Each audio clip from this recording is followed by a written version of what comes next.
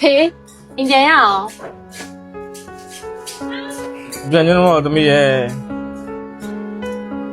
ဘာလို့ရမှမသိတော့ဘူးလေတိတ်တိတ်ညက်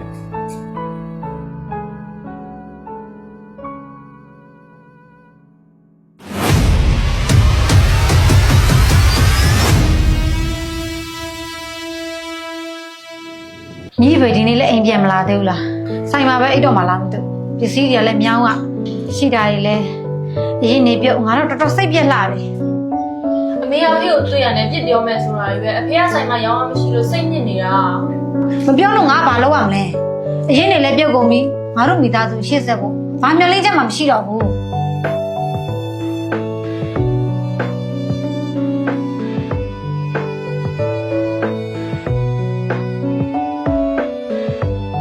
ဖေအိမ်ပြန်ရအောင်ပြန်ကျွန်တော်သမီးရဲ့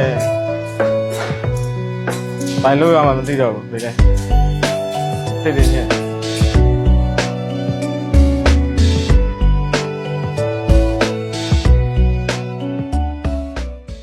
သမီးတို့မိသားစုဒီလိုဆက်သွားလို့ဖြစ်တော့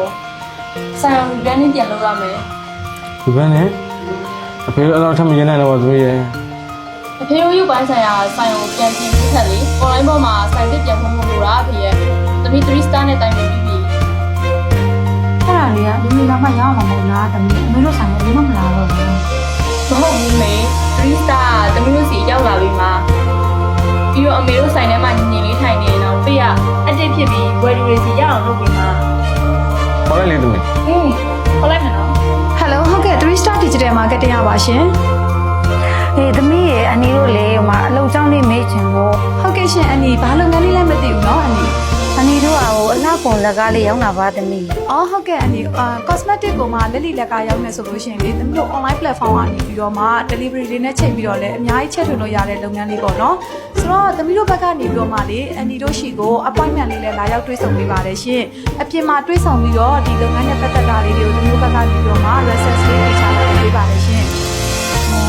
အနေတို့ကအဲ့ဒါလေးနားမလဲဘူးသမီးလေးအဲ့ဒါကြောင့်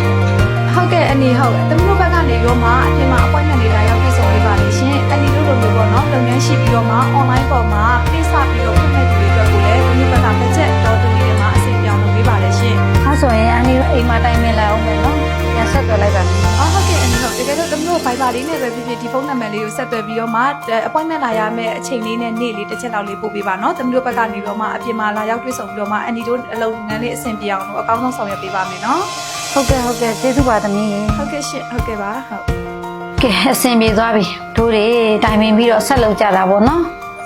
ဟုတ်ဆက်လုပ်ရ